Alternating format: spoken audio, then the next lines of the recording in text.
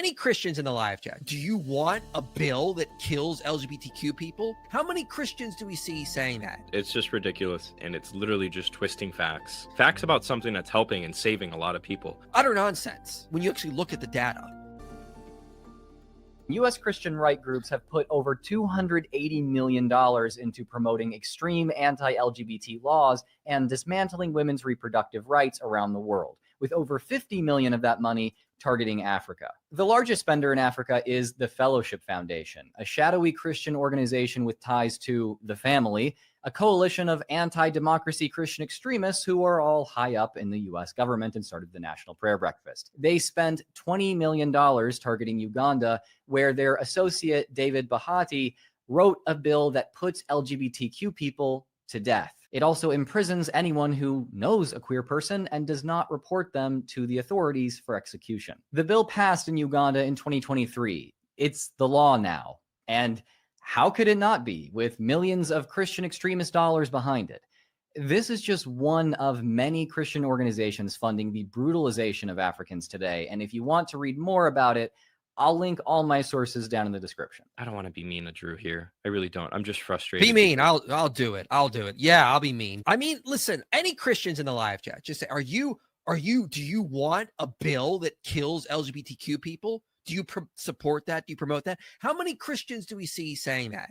It's typically a handful of nut jobs on X that have faceless profiles and are into like Nick Fuentes. Like, that's it. I'm pretty sure if you polled Christians across America, 90 to 95% would say that, no, they're not for killing LGBTQ people. Like, do you really think this is coming out of Christianity? Really? Yeah, it's just ridiculous. And it's literally just twisting facts. Facts about something that's helping and saving a lot of people. Are there ways it's being mishandled?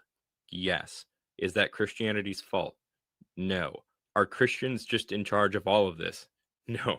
What are all these people saying no to? Saying no, they don't support such a bill. And let's okay, again, at the end of the day, what we have to go on is research, studies. Okay, so here's some actual studies that looked at LGBTQ prejudice. And they said, you know what, we're seeing this correlation between religiosity and LGBTQ prejudice. What if this is just a spurious correlation? What if it's just correlative, not causal? They found it. They said they found and other factors like traditionalism and right-wing authoritarianism. They found that traditionalism fully mediated the path connecting religiosity and prejudice towards sexual and gender diversity. That is, it not only reduced the magnitude of the association from 0.3 to negative 0.23, meaning religiosity is actually negatively correlated with LGBTQ prejudice. And again, this was done in Brazil, where the majority of the sample with Christians. Another study found the similar thing. They found that right-wing authoritarianism mediated the racial prejudice and LGBTQ prejudice, these kinds of things. It mediated the prejudice link. Here's another important study unpacking the drivers of LGBTQ prejudice. Regarding the main setbacks for the promotion of LGBT plus rights, the empirical results suggest that religious affiliation can act as a cultural constraint in countries where Islamism, Hinduism, and Buddhism are the most followed religions. Contrarily, religious affiliation does not seem to be constraining LGBT plus legislation in Christian majority countries. In other words, which religion has been the best for LGBT plus legislation, for dealing with prejudice? Christianity. It's not Buddhism. It's not Hinduism. It's definitely not Islam. Go figure. It's Christianity. Christians are always blamed. They just want to kill gay people. They hate gay people. It's utter nonsense.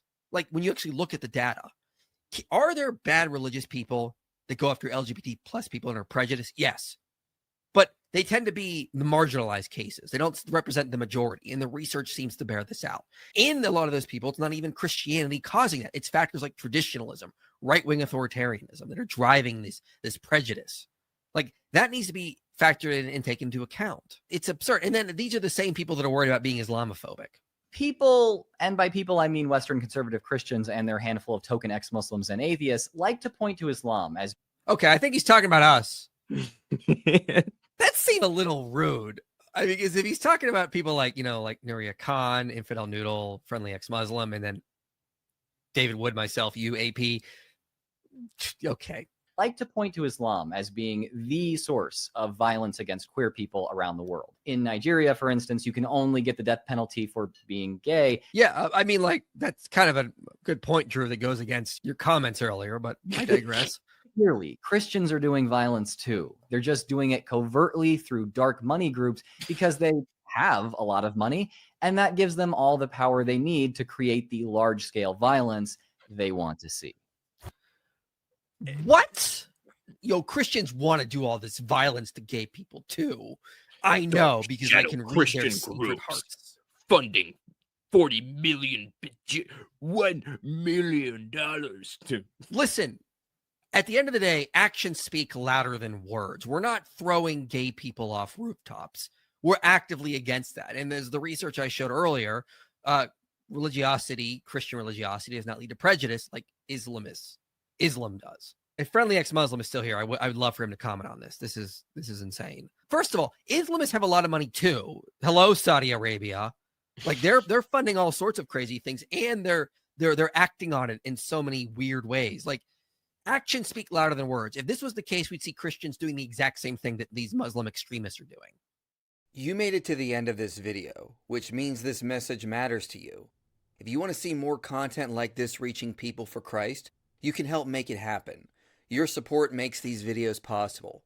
Click the link below and donate today. And if you want to go even deeper, consider joining our Patreon community.